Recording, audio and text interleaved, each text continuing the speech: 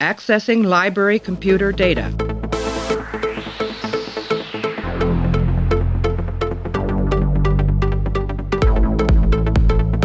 Out there are no saints. Just people. Hey everybody, welcome back to the show. We're continuing our run through Star Trek Deep Space Nine. Right now we're up to the episode called Family Business. 23rd episode of the third season, aired on May 15th, 1995. Written by Ira Stephen Bear and Robert Hewitt Wolfe, directed by Rene Auberjonois. In this episode, Quark's mother violates Ferengi law by earning profit. Just going to be me talking about this one. It's a Ferengi episode. I don't think we're missing much. I don't need to spoil my opinion about what I think about these ones, but yeah, it'll just be me. So I'm going to take a break, play an audio clip, and I will come back and break down Family Business. So, how do you get to be an FCA liquidator anyway? Hard work, bribes, sucking up to the boss, just like any other job. Are these all your assets? Yes. No. Down to the last slip of latinum. You realize concealing financial information from the FCA could result in severe fines? I would never dream of trying to hide anything from the FCA. We'll see. All right, so let's go through this one. It's another Ferengi episode, another one directed by Rene Auberjonois as well, who seems to have a thing for directing these ones. After profit motive earlier in the season, which we weren't really too crazy about, but we didn't think was too bad, we get Family Business, which we get to introduce to Quark and Rom's mother, and Moogie, as she's affectionately known. And we get a little bit of a Sisko plotline. We get a little bit of both A and B. So let's talk about the Ferengi aspects, I think, at first. I don't think I like the Ferengi episodes. I've been trying to think about why before I started recording this. I think the problem is that they are, even though DS9 takes them more seriously, the Ferengi are still kind of a goofy, gag-based race. Kind of silly. They don't really have a lot going on underneath the surface. It's not a great analog to anything like the Cardassians are a good analog to Orwell's 1984 type future, which is like a fascist government that is comically deceptive to the population and has a stakes in sort of being confusing and duplicitous. There's a real depth to the Cardassians. There's more of a depth to the Klingons and stuff like that. Like those races are developed a little bit more, and they have personalities that allow the stories that they star in to take on a little bit of like an interesting flavor to them. The Ferengi don't. The Ferengi are basically like failed hobbits from Lord of the Rings. I don't know, and this is the first episode that we've seen Ferenginar, their home planet, which we've never seen before. We see that it's rainy. They live in little like hobbit huts. They eat grubs and beetles, and the mother is investing in a beetle farm. It all feels very Princess of the Bride for some reason to me. It feels a little bit silly and a little bit disconnected from the rest of the Star Trek universe. They don't really fit in with the other races, especially ones that for how much we've seen of the Ferengi. You can always buy these sort of goofy cornball one-off races that show up for an episode and then disappear and then you never see again. But the Ferengi have had a lot of airtime dedicated to them, and they don't really develop into anything beyond this sort of gag. In this episode, the gag is the bribery aspect. I wouldn't even say that they're bribing each other. They're basically paying each other to get information. Brunt makes an appearance. Jeffrey Combs playing Brunt, but this is the gag I'm talking about is whenever Quark needs some information or he goes and tells the receptionist he needs to talk to somebody, he has to pay that person, and then they give him a little bit more information. Quark doesn't seem to realize this, which doesn't make a lot of sense. He hasn't been home in 2 decades, I think the episode makes clear, but the payment thing seems totally like it would be a piece of Ferengi culture. It's like the ultimate in rent-seeking behavior. Rent-seeking is that like economics term where you insert yourself into a process just to make money out of it without adding anything to the process. So the example is like if you have a river that people go up and down in boats, if you put a fence across the river and you start charging a toll to go through, you are rent seeking. You're making money off of not really improving any other thing. You're just making money off of a process that exists without adding anything to it. The Ferengi makes sense that they would completely buy into that. Like, they would want to insert themselves into situations where they can get paid for not doing anything. And this episode implies that it's controlling information is what they pay each other for. So in order to get anything out of somebody, you need to pay them. In order to jump to the front of the line, you need to pay them. That's more of a bribe. But Brunt is more, he knows exactly what Quark has to do, but he won't tell Quark what he needs to do until Quark gives him a little bit of money, even though it's ostensibly his job to tell him what to do.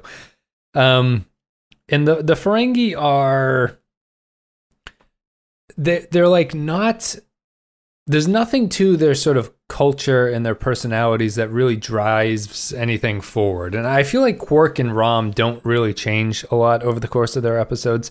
It's not like this episode's B-plot, the Sisko thing, kind of reminds me of the Explorers plotline with him and Jake, but Explorers did a better job in showing you something about the characters. Even though it's a very small family-oriented story, it still tells you something about Jake. You learn that he doesn't want to leave his father alone. You learn he's trying to hook up his father with things. The Ferengi episodes don't really do that. What they end up doing is just Quark and Rom fall into their ways of personality, and maybe they slightly adjust themselves by the end, but it's not a great shakes. They don't really... There's nothing learned here beyond the fact that they learn about their mother, but it doesn't really feel like that learning that really sinks into the characters or changes anything. They accept their mother slightly more at the end, but it's not a great change for them. I feel they just go back to where they were.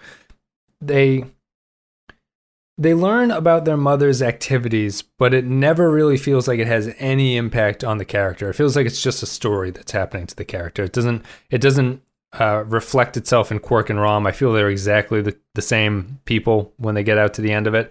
I don't know. I just don't find it. There's nothing structurally incorrect or poor about the story. It just feels like anyone can do it. And with that, I'll go into some patron feedback, because I always do patron feedback when I am by myself. If you guys support the show on patreon.com/the Pensky File, you get to leave feedback and I'll read them and react to them. But I find it's helpful to use Patreon comments as a sort of sounding board. Stephen Cobb says, Family Business. This is a great Ferengi episode. Interesting stakes, good writing, and really fleshed out Ferengi culture. Jeffrey Combs has little screen time, but what he does contribute was so darn good that they kept bringing him back.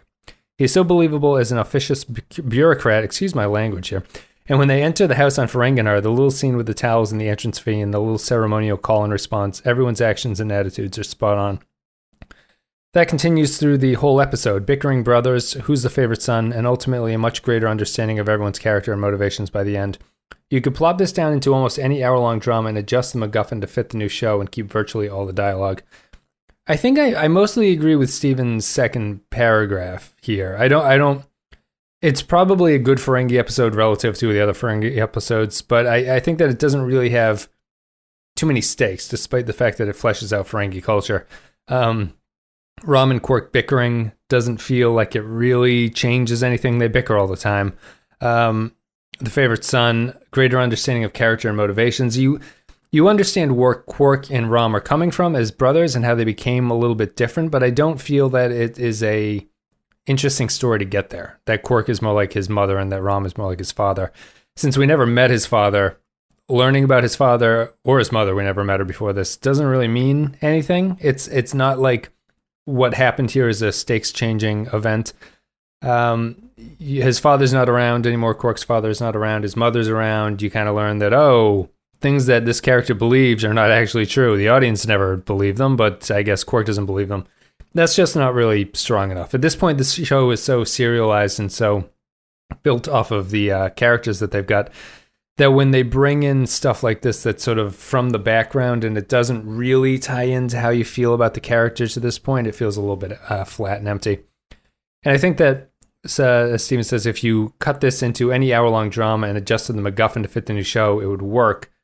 I don't think that's actually a praise for the show. I think that's kind of a bad thing, that your show is so generic you could just change the character voices or the character names and voices and you'd end up with the same idea. I mean, all stories are kind of that to a point, but that doesn't feel like it suits this series then. If you're saying this, if this doesn't feel like a DS9 episode, then why do it, would be my counter.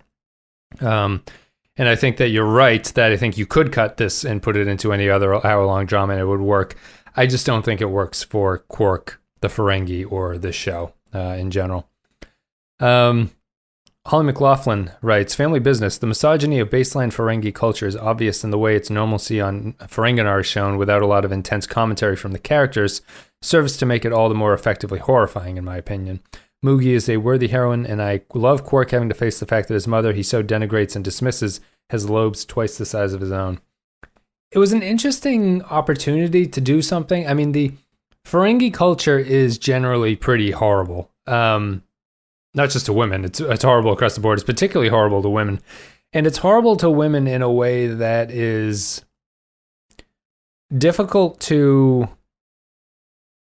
It's difficult to have any nuance to what they're doing with the female characters in this. Like, I've never had a more alien reaction than Rom being more comfortable in the presence of his naked mother. That's like the most alien thing that I think the show has ever done. I can relate to everyone else. I can relate to like Armis. I can relate to the Vulcans. But Quark and Rom wanting to see their mother naked and being more comfortable with it than clothed is probably the most alien thing that's ever happened in this series. And I think that the way that the Ferengi treat their females, I'll say females because that's what they say, is it's so like objectively wrong that it's difficult to get an episode out of the idea. Like Quark and Brunt are so obviously wrong about what females can do. If you like extrapolate this to the real world, it just doesn't feel like there's any sort of nuance to the story because it's so clearly wrong that there's no other interesting way to go with it. And so all you get throughout the entire episode are Quark arguing with his mother about you can't do this, and she's saying why, and he doesn't really have a good argument. There is no good argument against it. So that makes the drama very wishy-washy because there's nothing for the two sides to push back. It's not an equal pushing back and forth between the two of them. His mother's right. His mother's better at what he does than he is, and he doesn't really have a counter to that. And it doesn't go more in depth on that. It doesn't say that Quark has developed this way because of his mother's skill. It's more it takes after his mother, and it's not very interesting. It's weird. It's there needs to be more. The Ferengi are like little troll goblin characters that don't have a lot of nuance to them. And even when Ira Steven Behr tries to make them nuance and he sort of blames humans and says that, Ferengi never did things like commit genocide, the Ferengi is still pretty horrible. Like it doesn't say anything good about the Ferengi to say the humans had some bad times. So I don't know. They're hard. They're a tough race. For the amount of episodes that they have about the Ferengi, you would wish that they'd be a little bit more enjoyable and focused, but they're really not. I really don't like the Ferengi episodes, at least at this point. I don't know if there's any that are coming up that are sort of like, I know one is remarkably reviled, but I don't know if there are any that are particularly seen as an accomplishment. Maybe Little Green Men works, but I don't know. Next comment goes to Matthew Ross. Family Business. I have mixed feelings on this. It's not bad, but it's not really good either. The Ferengi, are they a farce of capitalism? Why isn't there a fee for taking each step and breathing? If it's trying to show trading gone cockeyed, I guess, and the episode is about women's rights overall, or is the episode about the rights of women overall, the women of rich pricks are just as smart? The Sisko side story only set up Cassidy Yates with us. Well, I'll respond to the first thing before Cassidy Yates.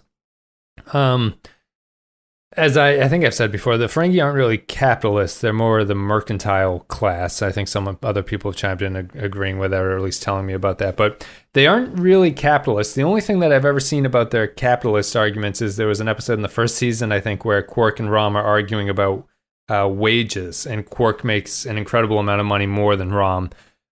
They aren't really even talking about anything besides the fact that Quark is unfair to his brother, but that's like the closest I could see as a criticism of capitalism. Mostly they're just kind of wheeling and dealing, and they don't really have any. It's not about like ownership or wage labor or anything associated with capitalism. It's just about the trading aspect. And That's probably less interesting, although it makes more sense in the Star Trek universe. I think that there's this group of traders. It does and it doesn't, because I don't understand how the Ferengi make money off the Federation if the Federation doesn't have money. I don't know what they do. We've talked about that before, but I think that they're more a farce of mercantile and sort of like greedy, just sort of greed in general, I guess would be the way to describe it.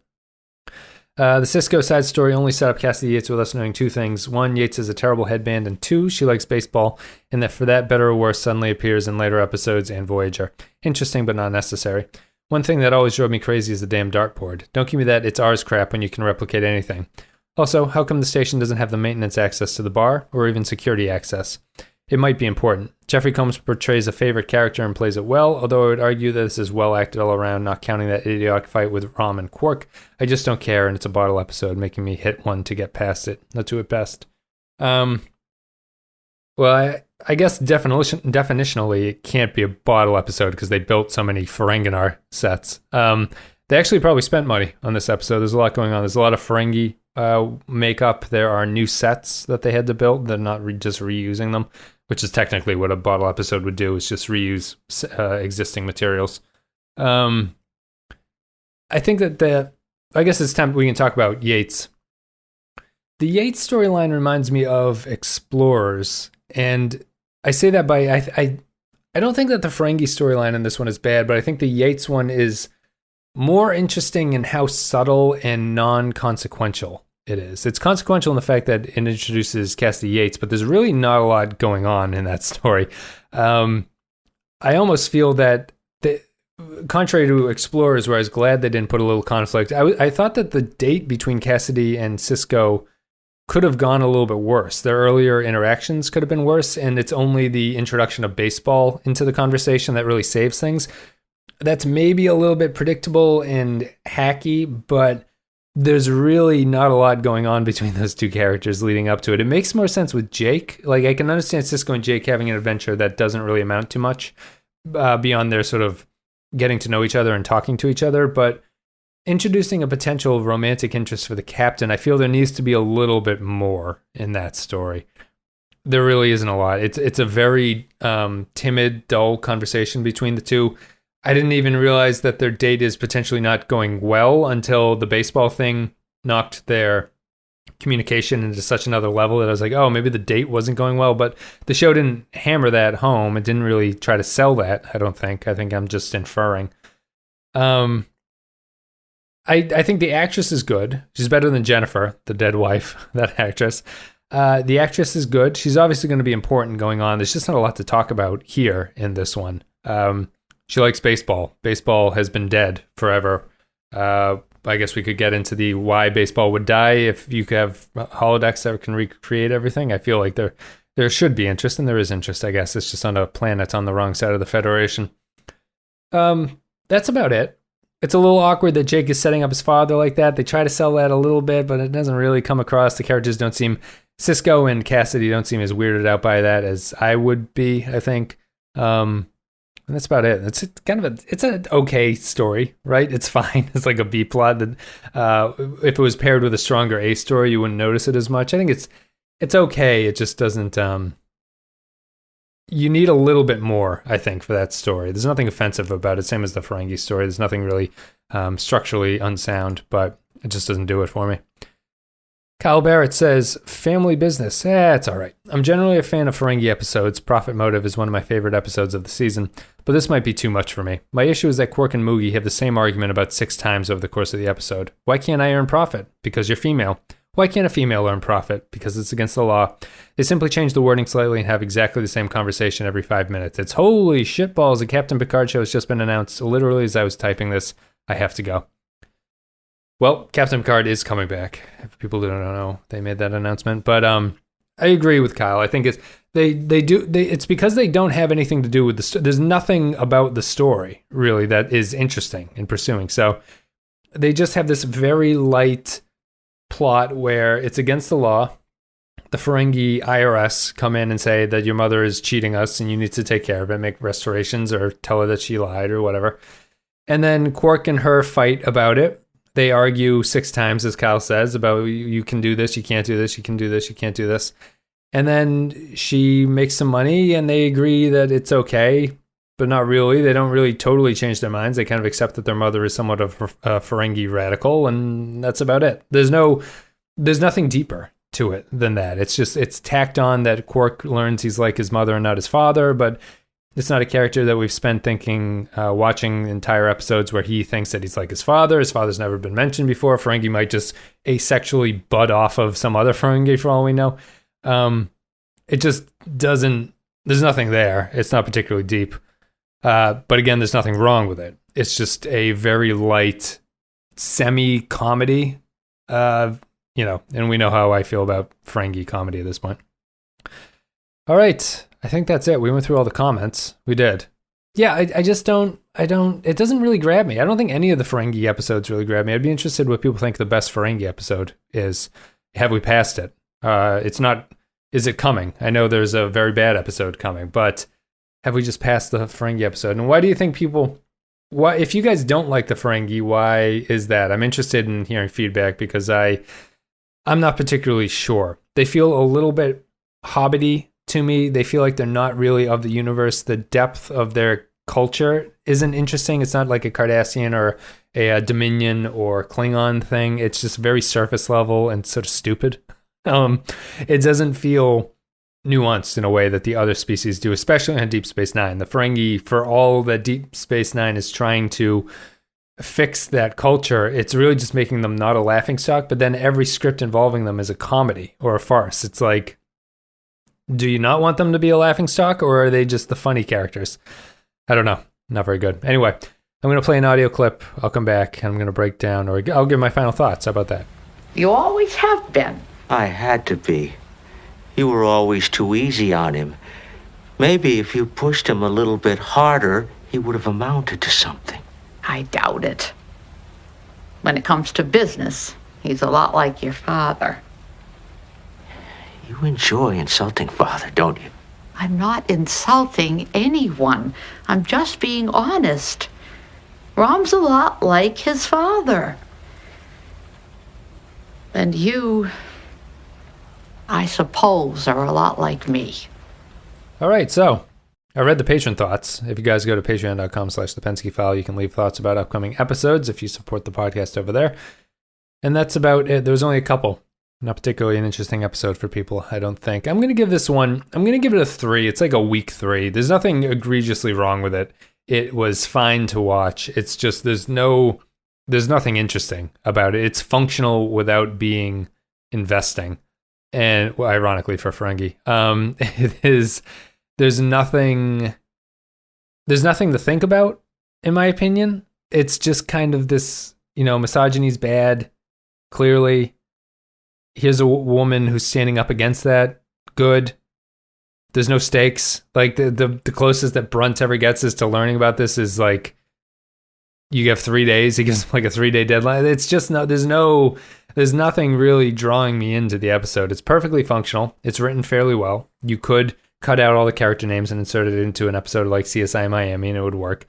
But I don't think that's a positive. I think that it's just a dull episode. That doesn't really sort of leave any lasting impression. In a year or so, if you ask me what profit motive and what family business are, I might confuse the two episodes. They're interchangeable that way and not being interesting or holding my attention.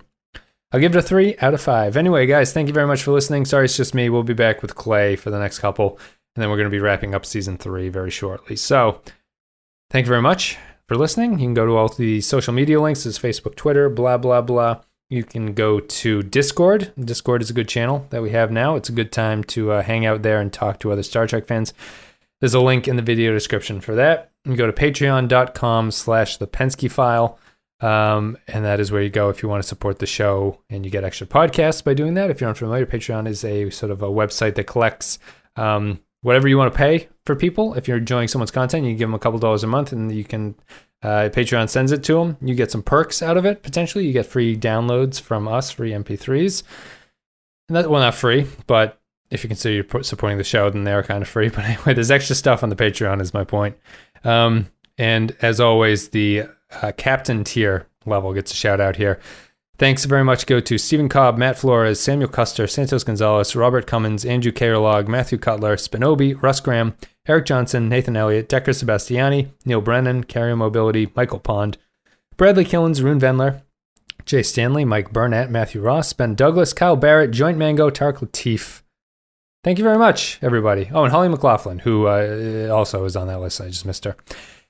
Guys and girls, thank you very much. Much appreciated. The Ferengi episode has made me think about that. I need to be more gender specific in how I thank people, but thank you very much. It's much appreciated. We'll be back with, what is after this? It's Shakar, right? I think so. Yeah. We'll be back in a couple days. Otherwise, take it easy.